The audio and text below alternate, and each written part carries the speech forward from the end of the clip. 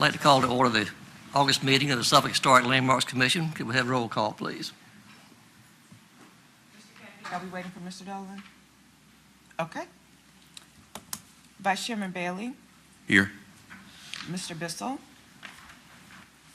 Commissioner Coley, Here. Commissioner Hobbs, Here. Commissioner King, Here. Commissioner McCormickey, Commissioner Schaefer, Here. Commissioner Turner, Commissioner Emerson. Here. Mr. Chairman, you have a quorum. Thank you. The minutes have been presented and distributed. I trust everybody's had an opportunity to review the minutes. Are there any additions or corrections? Is there a motion we approve the minutes as presented? Motion to approve. Have a motion. There's a second. Second. All in favor, please say aye. Aye. Opposed? Okay, the minutes are approved. One item of new business, couple of items of new business. First one is request for certificate of appropriateness, HLC 2023-009, submitted by Tom Chow, applicant and agent for Heath Kendall, Clearview Homes, Virginia, LLC, property owner, for exterior alterations of property located at 116 South Broad Street. The property is further identified as zoning map numbers 34G16, 6A11. Suffolk Voting Bureau zoned RM, Residential Medium Density Zoning District, and HC, Historic Conservation Overlay District. Can we have a staff report, please? Good morning, Mr. Chairman and members of the Commission. For this application, the applicant is requesting an after-the-fact approval for exterior improvements, including roof, windows, painting, and the front entry door. The subject property is located at 116 South Broad Street.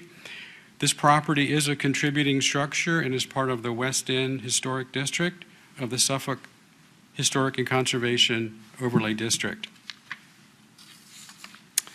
The base zoning of this district is RM, residential medium density. The majority of the surrounding area is also developed residential and zoned RM. According to the National Register of Historic Places nomination form, the West End Historic District is primarily residential in character. This district features vernacular, federal, Italianate, Victorian, neoclassical, and bungalow-style buildings constructed in the late 19th and early 20th centuries.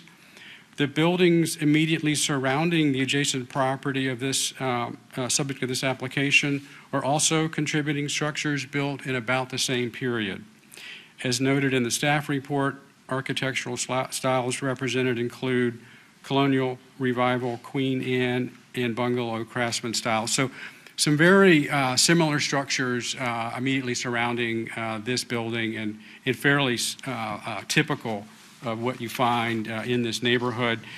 This is a sort of a before picture that we pulled off of Google Maps Street View to give you an idea of what this project looked like before the renovations. Again, this building was constructed circa 1900. The home represents the Queen Anne style. At the time of the nomination, several modifications had already been made to this structure. This is a 2.5-story home with wood frame construction and vinyl siding. The home has a wraparound porch, as you can see here, with ionic columns and a second-story wood-framed screened-in porch. The home has a gable roof clad with asphalt shingles. The home has both original wood windows and a number of replacement vinyl windows. So again, that was at the time of the nomination and before this project got underway. This is an after photo of the building. Property improvements included replacement of the asphalt shingle roof with architectural grade asphalt shingles, replacement of 4 original windows with historically compatible replacement windows, replacement of the front entry door, and removal of the existing porch awnings, which actually weren't part of the original structure, and repainting the vinyl siding. The applicant did provide a number of building material specifications, so I've got those here, and they're included in the staff report. for the shingles and for the color of the paint. There's also a detail provided for the type of window, and it was a good fit for the original windows in the structure. And also, from the applicant's perspective, created a uniform type of window, for the building. So considering the changes that had already been made and the types and the quality of modifications that the applicant provided, we are recommending approval for this application based on the conditions that you see here. Replacement of the pre-existing asphalt shingles with architectural grade shingles as specified in the application.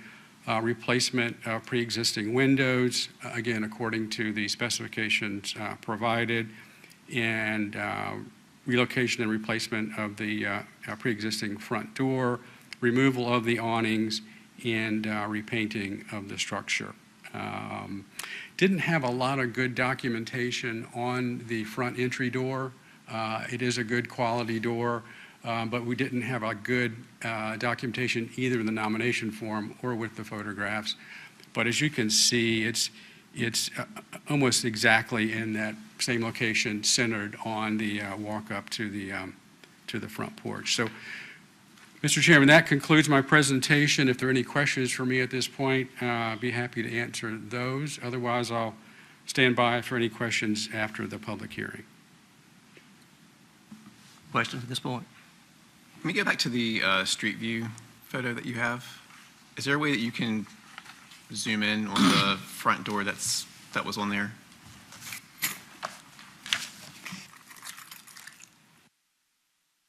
I don't know if I can. Does that help? My concern with the front door is that it looks like it's more of a front door that would have gone with the house originally, unlike the one that it's been replaced with. Unless It I'm not looks looking like at the it. original door rather than a replacement door? Yes. Yeah. And kind of while we're zoomed in on it, I noticed the one window, the top right, looks like it's a 4/4 window. Were the other windows in the house, they did not match that, I guess? It looks like the one on the left-hand side is not a 4/4. That might be a question that the applicant can address, both the door and the window. My understanding is they replaced original wood frame windows to match the existing.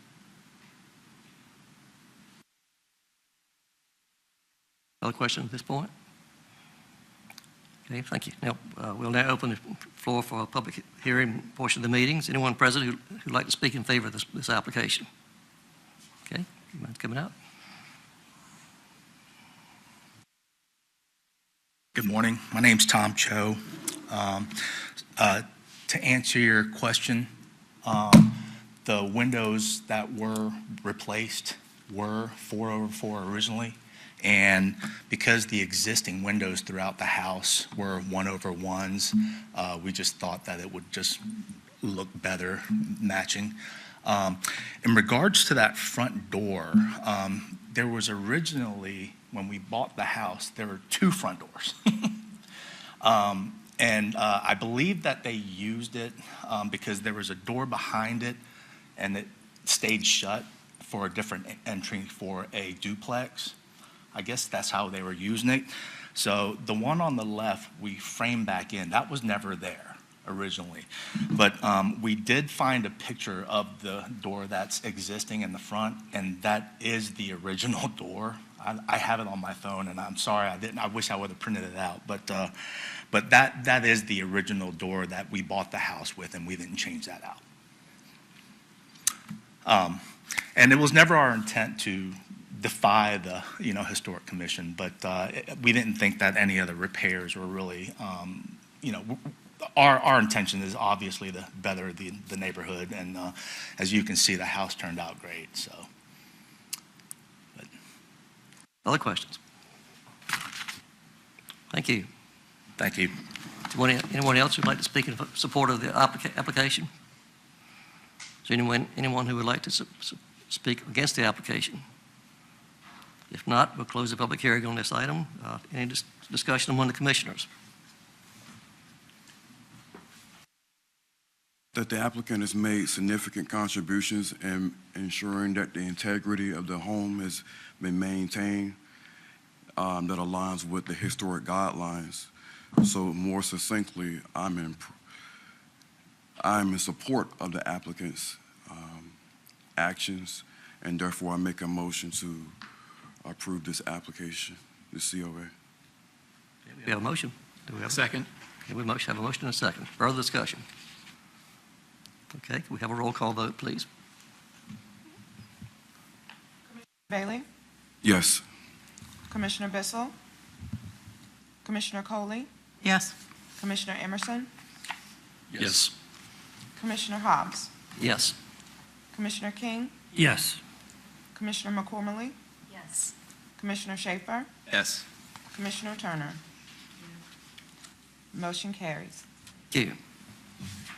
Next item, request for certificate of appropriateness, HLC 2023-0013, submitted by Katie Paulson, applicant and agent for Joseph Waldo, the Elliott Apartments LLC, property owner, for exterior alterations of property located at 181 North Main Street. The property is further identified by zoning map number 34G 18A 324, Suffolk Voting Borough, Zone CBD, Central Business District, Zoning District, and HC, Historic Conservation Overlay District.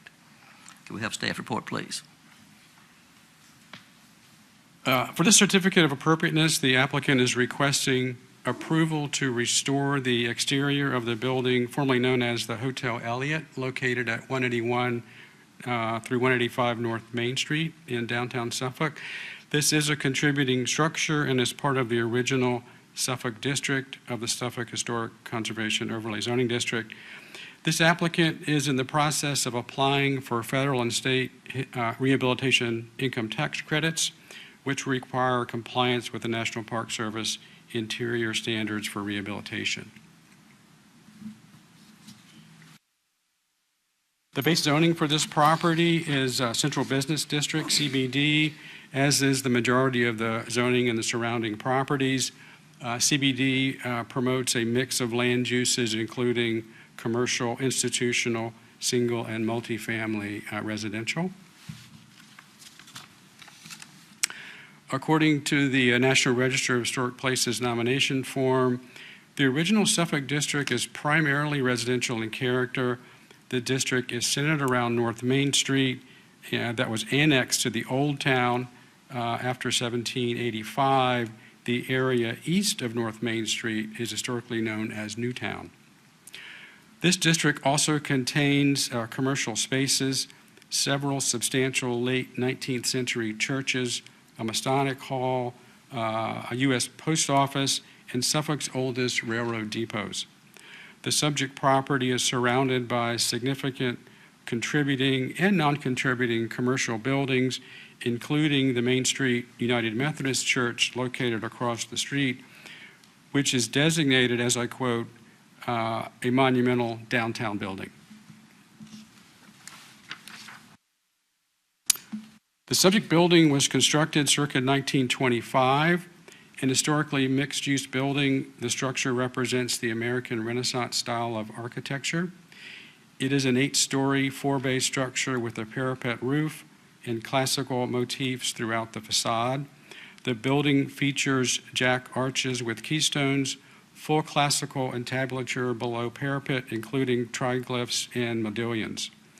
This structure is the only urban-scale apartment and retail structure in the original Suffolk Historic District. The nomination form further describes this structure as a, quote, triumph of the American Renaissance architectural vocabulary. Exterior building improvements proposed by the applicant include upper floor window replacements, lower floor window restorations, replacement of entry doors, limited roofing and siding replacement, removal of modern awnings, restoration and repair of brick, mortar, masonry trim materials, and installation of new materials to screen the generator and the dumpster facilities. The applicant provided extensive documentation of existing building conditions, including building elevations for both before conditions and after improvements, photographic documentation, and an independent engineer's evaluation of brick masonry, mortar joints, terracotta masonry, windows, and the fire escape. So I'm just going to show you a couple of the existing conditions photos. On the left is an existing historical wood window, and again, that would be a lower floor window. And on the right is one of the later replacement windows, again, pre-existing replacements. This photo shows you the existing conditions on the west elevation of the building, and one, perhaps unfortunately, that's very visible if you're driving down Market Street and getting a fair amount of work. So I want to talk about that a little bit. This shows you sort of the existing condition at the ground floor level. This photograph shows you an existing non-historic replacement entry door. That again is an existing condition. The applicant also provides a number of building material standards and specifications for the improvements that they're proposing, and I'll refer to a couple of those in the presentation. On the left is the replacement entry doors, storefront doors, and on the right are the type of replacement windows that are proposed. This slide shows you the replacement standing seam metal panels that will be used, again, on that western elevation, and the stain that is being proposed for the enclosure for the generator on that western elevation. This shows you the brick that is being proposed for that screening on that western side of the building again. Oops. So this shows you at the top of the slide on the left, the existing building elevation, sort of the architect's version of that photograph that I showed you earlier. A lot going on. If you think about this building, it has kind of three public sides and one that actually butts another building, an adjacent building. So you've got a lot of visibility on the street. This is kind of the back of house, the loading side of the building. And a fair amount of work is being proposed here. Again, the top is the existing west elevation, and below that is what is being proposed. The areas that will be screened and other improvements that will be proposed to clean up this side of the building. This shows you sort of a close-up of the metal panel that's being proposed. And the screening, the dumpster enclosure, the brick around that building, or excuse me, that dumpster, as well as the metal guardrail that's shown. So again, this is the area that frankly needs a fair amount of work on that particular side of the building in that location. And this shows you the what will be a rear entry for the apartment units. On that side of the building as well. And if you'll notice, above the entry door, they are building first of all, there's a metal guardrail there, and there is a canopy being proposed above that new entryway, and this is a detail of that canopy. So again, a lot to think about, a big project, and an important location in this historic district downtown. A very important corner with a lot of significant buildings located around it. And we are recommending approval of what the applicant is proposing here. Again, the major items listed here in the conditions, the replacement of upper floor windows, as indicated with the specified window, restoration according to National Park Service standards of lower floor existing wood windows, replacement of entry doors as shown and specified in the application. Again, those were replacing windows with, doors that are more historically compatible with the building. Replacing the siding and roofing material, again, of that addition tacked onto the back there in the western, on that western elevation. Removal of the awnings, the canvas awnings that you saw on the first photograph were not an historic addition to that building and actually covered up some of the original details of the building. So that's part of the conditions as well.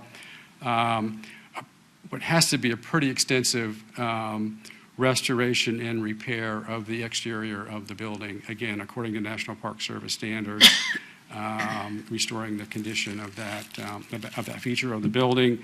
And again, installing new screening materials and making some modifications on the service side, the western side of the building.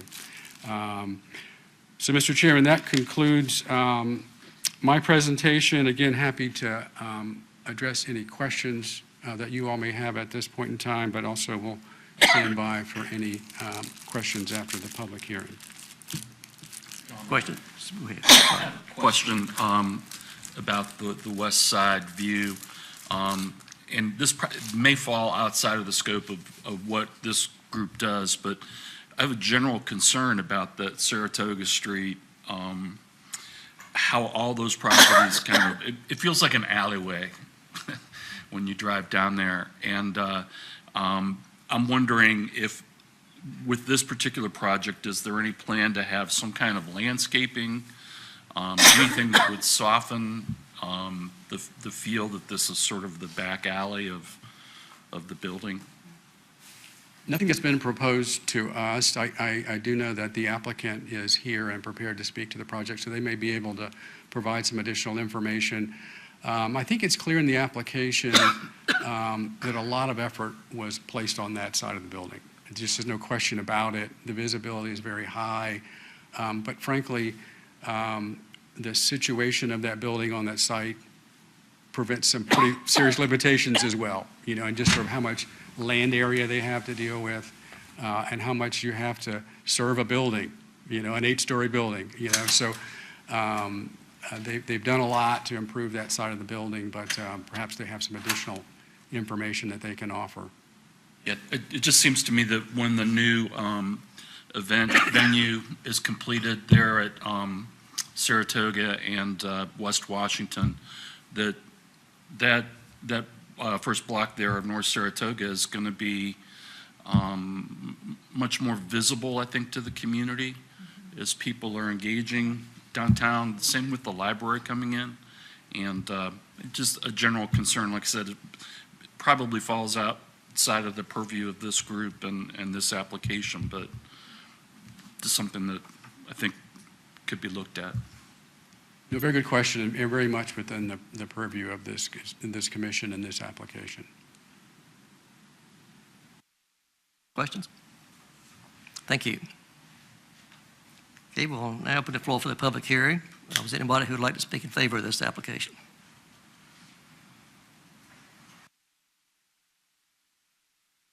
Hi, everyone. I'm Katie Paulson. I submitted the application and presented to you all last month on it, so I hope that was helpful in reviewing the documents. I don't really have anything else to add, but I am available if you have any specific questions about the application. And I think just to kind of respond to your comment, I think due to the limited site available for this project and the requirement for parking, I don't know that they have any plans for landscaping at this time. But certainly if that changes, we'll bring that back to you guys for review. What you're proposing looks like a significant improvement already, so thank you. Yeah, no problem. Further questions? Okay. Thank you. Thank you. Anybody else like to speak in favor of this application? Is there anybody who would like to speak in opposition to the application? If not, we'll close the floor to further comments and open this floor to discussion among commissioners. The operative words came from Mr. Kennedy himself. Important location. We already know that there are other projects, as my fellow commissioner has noted, that will be taking place to improve the heart of Suffolk. So therefore, the physical and structural and exterior dilapidation is very conspicuous. We have more than enough evidence to support that. So therefore, in short, I would support approving this application. Motion? Yes. Okay. Do we have a motion? Do we have a second? Second. Discussion further? Okay. Can we have a roll call vote, please? Commissioner Bailey? Yes. Commissioner Bissell is absent. Commissioner Coley? Yes. Commissioner Emerson? Yes. Commissioner Hobbs? Yes. Commissioner King? Yes. Commissioner McCormley? Yes. Commissioner Schaefer? Yes. And Commissioner Turner stepped out. The motion carries. She's back. Okay, thank you. We had one item of old business that has been withdrawn, so we'll just skip that over and go directly to staff reports. Could we have a property maintenance update, please?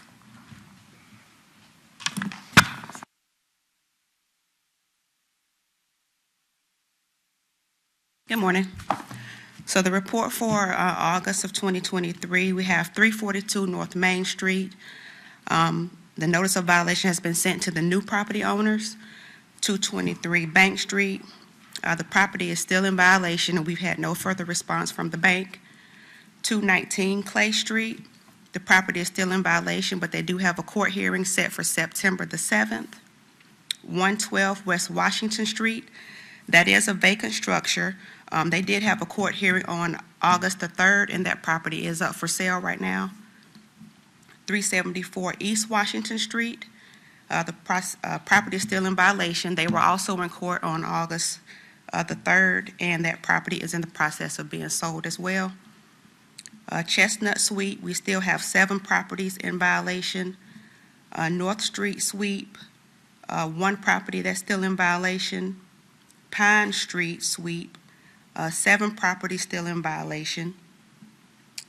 Clay Street Sweep, 1 property in violation. Bank Street Sweep, 8 properties still in violation. The Hill Street Sweep, we have 1 property still in violation. Franklin Street Sweep, 1 property still in violation.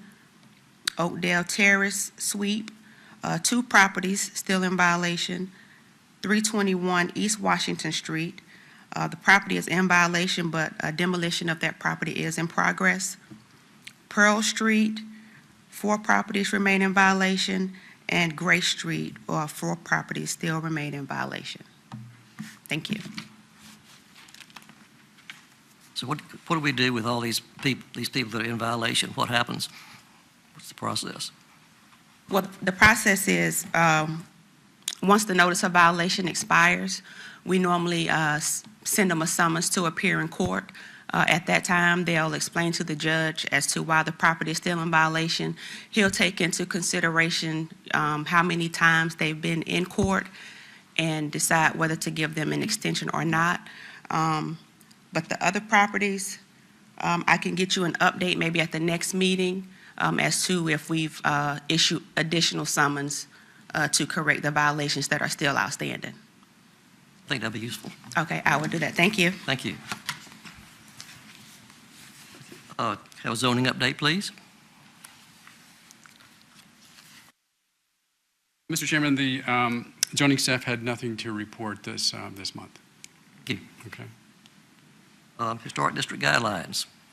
We do have some news there. As you all know, we're going through the adoption process with the guidelines, and we did present the proposed amendments to City Council at their July 19th meeting, and they're very much in support of what we've been doing and been working with us along the way. But they did direct us to consider bringing back to them regulation of color for painting siding. Part of our amendment was actually to remove that regulation.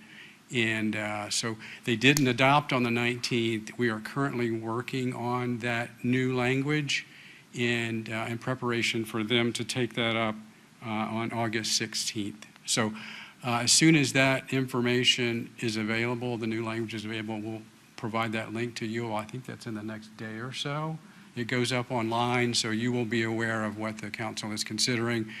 You'll recognize it as very similar to what we had done before. We create a color palette and identify the language in the ordinance and in the guidelines to give staff the guidance to implement that requirement. So a little bit of a surprise for us after we had gone through this process for many months, but the council was concerned that this was something that they thought was important and to maintain that in the program. So that's where we are. If everything goes according to plan, we'll have adopted guidelines and an ordinance this time next week, and of course we'll share the final language with you all when we get that. Okay? Questions, anybody? Thank you. Okay, and administrative approvals. You do have one approval in your packet at 222 Clay Street. This is essentially a restoration of that building, and the contractor was proposing matching materials, some wood trim, a porch ceiling, porch floor, and we were able to approve that administratively, and that project is going forward. Okay, and finally, announcements. The COA for 111 Linden Avenue, if you will recall from your last meeting, that applicant has chosen to appeal that decision, and that also will be considered by City Council at their meeting on August 16th. So I wanted you all to know that as well. If you all remember, that's the porch railing that was caught on a violation. I guess I'm confused on that. I mean, he didn't accept our denial, but he's not going there with any other proposal. That's correct. He'll essentially bring that proposal that you all denied to council, and he has that option as an appeal. I mean, the thing is from the beginning, he was notified, and then he did after the fact work in the beginning. So, I mean, I feel that what we did was the right thing to do with it in the long run. But City Council has its way. And again, it's just an option that these applicants, these owners have. It's available to them in the code to appeal that decision. Well, appreciate your letting us know that, because mostly things in the past, we have not been notified that something we denied is going to City Council. We never get the information. I think something to add on to that, like as a commission, what do we want to do going forward when we find out someone is going to appeal something that we denied? Do we want to be able to reach out to council and say this is why we did it, to give them some background on it? Because I think right now they've pretty much, these appeals have gone before council, and really there's been no discussion with us as to why we denied it. I mean, the council, if I could, Mr. Chairman, has the benefit of the record, of the record of the meeting, the minutes of the meeting, the rationale that you all used in making your decision, and of course the staff report, as well as the materials submitted by the applicant. I don't know, Sean, if you've got anything else to offer there. I think essentially the record is available to the public and to the council. I would just, my comment paralleled yours. If you hadn't made that comment, I would have made the same comment. And I know that council, especially when they're looking at things that have been through Planning Commission or through HLC, through their comments, assure us that many times they'll review the public hearings. So the record of this is available to all council members as well. Thank you, Keith. We've done that. I've been here when they were discussing items and spoken to defend our position, so to speak. A public meeting and a vote from that council takes. And we do want to make sure that you all know that before, because we know it's important to you, the process after it leaves, this group, so we'll make a point of providing that notice I to you. appreciate Yeah. letting us know, because in the past, we sometimes get a notice of something, sometimes we don't. So, it's a good thing for us to know what has happened. I think if I may add, I think this is the beauty of the process, and we have to trust the system itself. In parallelism, just like, a lower court may make a rule, but a higher court may overrule or sustain that which was ruled by the lower court.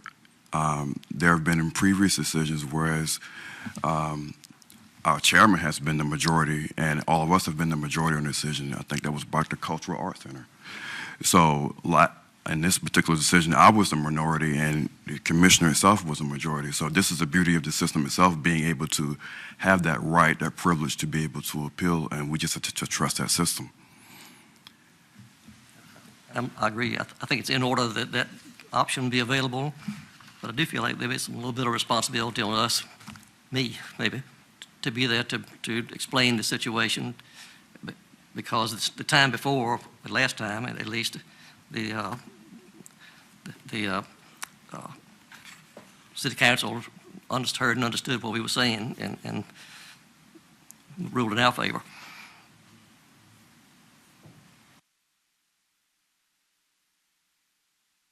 Any other announcements? Any other business? I did want to, again, let you all know that we're providing any information we have about training opportunities to the commission. We'll forward those on to you, and I believe there's one in your packet this time around. And I did want to ask, we've had some interest expressed in a session that's actually coming up in a couple of weeks. It's called a summer short course. We have some interest in that. Mr. Chairman, I believe you were interested in that.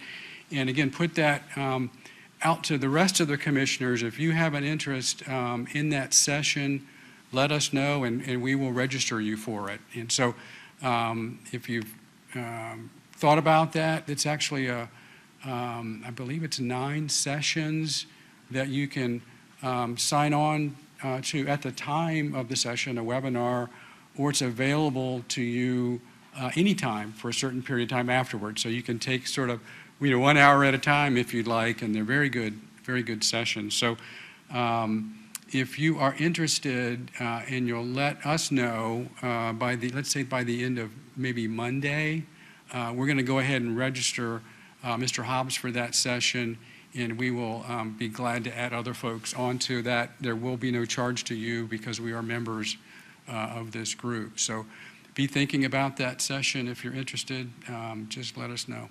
When is the beginning of the sessions? When is it? That's not the thing that we had in the back of our book. It wasn't the one that was It's in not this this time around, I don't believe. Yeah, it was emailed to you earlier. We've been getting Okay. regular updates on it Yes. and sharing those with you. It starts, the sort of live version is August 23rd and 24th. It's actually a 2-day session where you would just log on to your computer and participate for the live session. But again, if you're registered, you can go back at any time and view that as a taped session. So I think it's a $50 charge, but we would cover that for you, register you, and then send you the link to participate. So just let us know. I'd be happy to do that. I think that's it for me, Mr. Chairman. Okay. Is any other business that needs to come before the commission? If not, we'll declare the meeting adjourned. Thank you for being here.